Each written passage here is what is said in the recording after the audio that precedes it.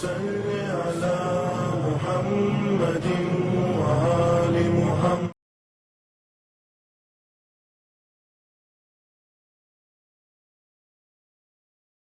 اللہ من الشیطان الرجیم. بسم اللہ الرحمن الرحیم. الحمدللہ رب العالمین والعاقبۃ للمتقین والنار للعاصین والجنۃ للمؤمنین. اما بعد فقد قال اللہ سبحانہ تبارک وقولہ الحق. بسم اللہ الرحمن الرحیم. افحسبتم انما خلقناکم عبثا وانکم الیہ لا ترجعون. سامعین و ناظرین، جیسا کہ آپ کے پیش نظر ہے، زہرا چہرے ٹیبل کی جانب سے مسلسل آپ پروگرامز، جو دینی پروگرامز ہیں، جو ہدایتی پروگرامز ہیں، جو بیداری پیدا کرنے والے پروگرامز سے مسلسل آپ سماعت فرما رہے ہیں.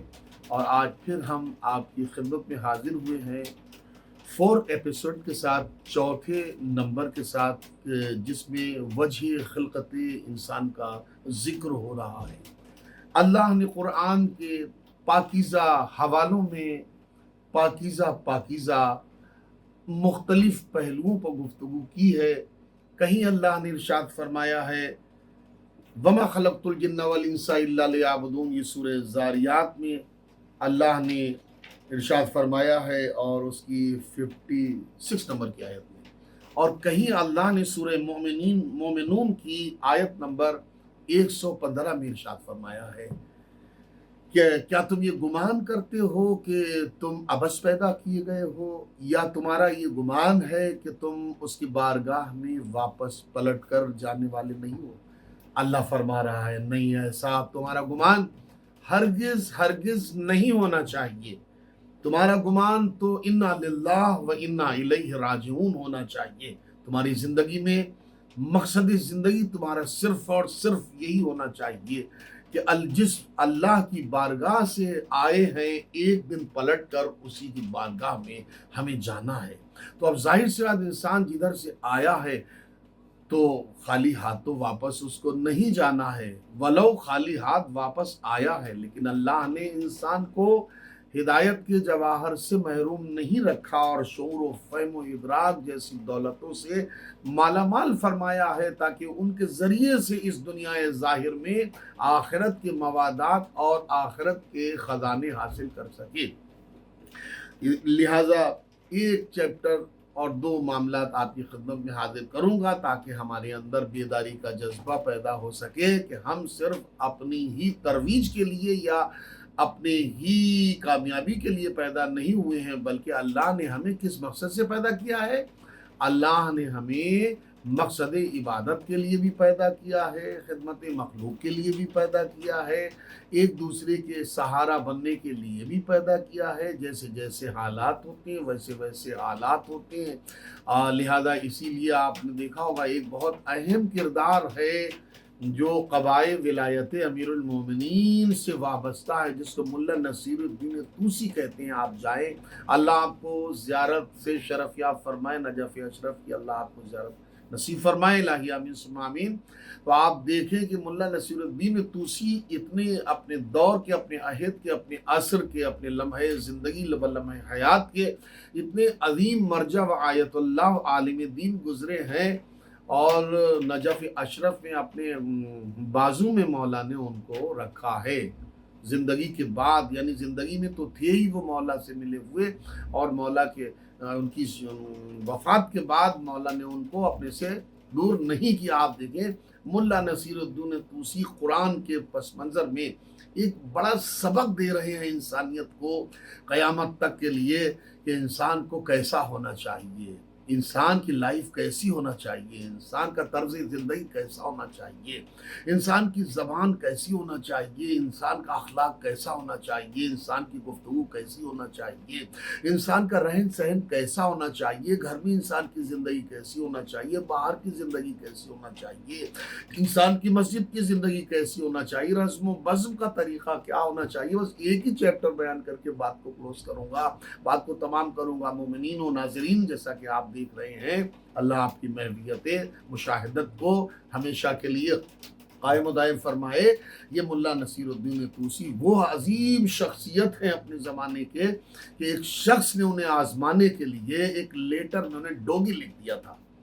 ایک شخص نے انہیں آزمانے کے لیے ایک لیٹر میں انہیں ڈوگی لکھ دیا تھا. آپ سوچیں کہ یہ کوئی چھوٹی بات نہیں ہے، بہت بڑی بات ہے. کسی عالم دین کو کوئی عام انسان اس طریقے سے لکھ دے تو انسان بے آپے ہو جاتا ہے، انسان اپنے وجود سے باہر ہو جاتا ہے. مگر آپ دیکھیں کہ علم اور معرفت کا وہ دریا جسے علامہ نصیر الدین طوسی کہتے ہیں کہ لیٹر جیسے ہی پہنچا ان کے پاس اور انہوں نے لیٹر کو پڑھا، نہ کوئی غیظ، نہ غضب، نہ غصہ، نہ کوئی مزاج بکھرا، بس سمجھے فوراً ہی اسی انداز علمیت میں، اسی انداز صبر میں اور اسی انداز خودداری میں انہوں نے لیٹر کا جواب دیا. بھائی آپ نے مجھے جس لقب کے اور جس انداز سے مجھے یاد فرمایا ہے، ہم نے بہت کوشش کی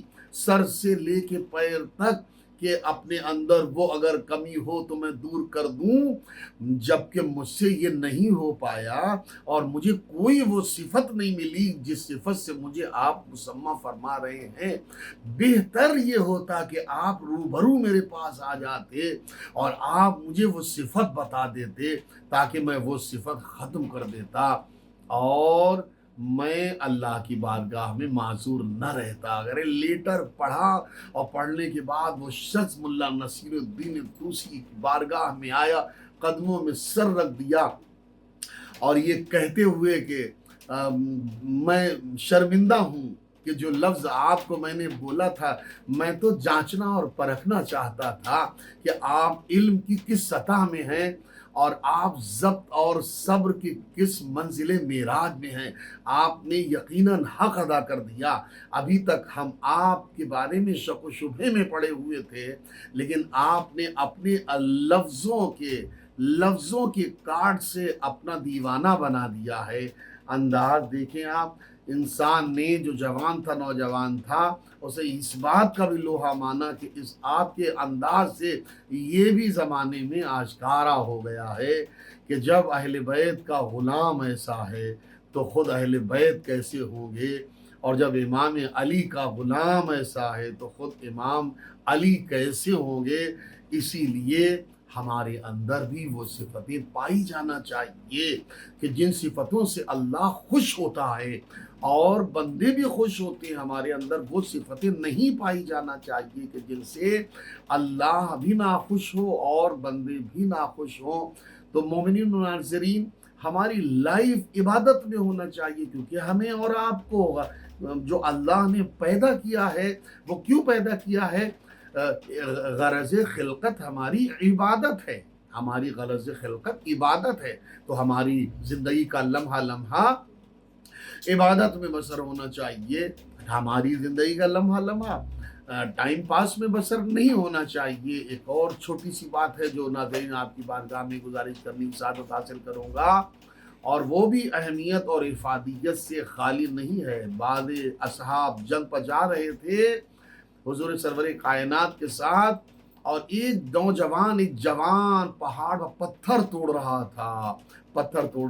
قافلہ گزر رہا تھا، جنگ کو جا رہے تھے لوگ، اور بعض ایسے افراد تھے جو اس جوان کو دیکھ کے مذاق اڑا رہے تھے کہ دیکھیے یہ کیسے جوان ہیں، یہ پتھر توڑ رہے ہیں اور ہم لوگ گھوڑوں پر سوار ہو کے مجاہدت انجام دیں گے، جا کے جہاد کریں گے، قتل عام کریں گے اور یہ کریں گے وہ کریں گے.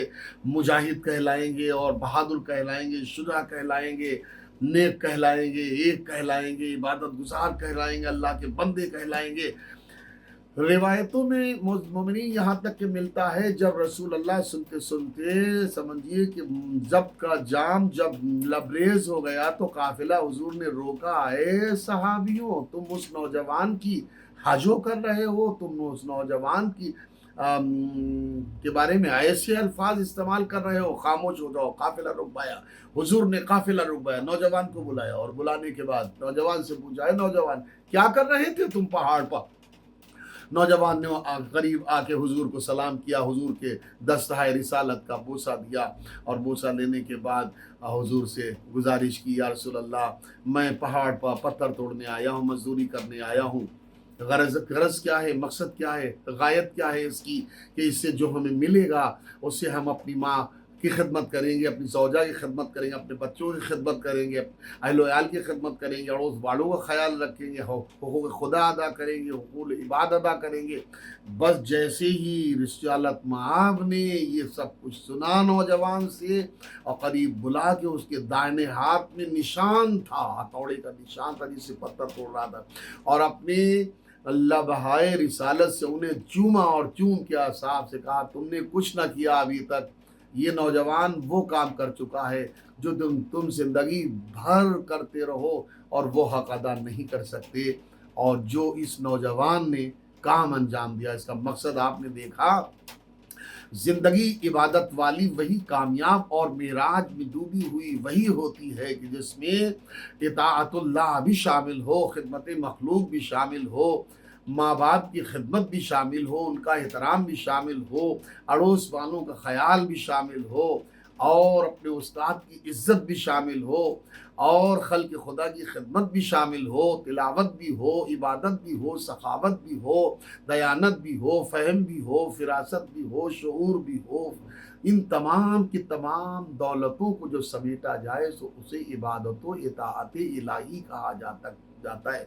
تو ناظرین، ہماری زندگی صرف اپنی ہی کو فائدہ پہنچانے والی نہیں ہونا چاہیے، بلکہ ہماری جو زندگی ہونا چاہیے وہ مولا کے اس قول کے پس منظر میں ہونا چاہیے کہ جہاں مولا نے ایک خوفی سے ڈیفینیشن بیان کی تھی اسلامی، اطاعت لامر اللہ والخدمت لخلق اللہ۔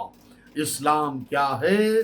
اسلام یہ ہے کہ طاعت امر الہی ہو اور خدمت مخلوق خدا ہو، یہ مکمل اسلام بھی ہے، اور اسی مکمل اسلام کے ساتھ جو امر بجا لایا جائے گا وہ سرچشمہ عبادت الہی کہا جائے گا۔ والسلام علیکم ورحمۃ اللہ وبرکاتہ۔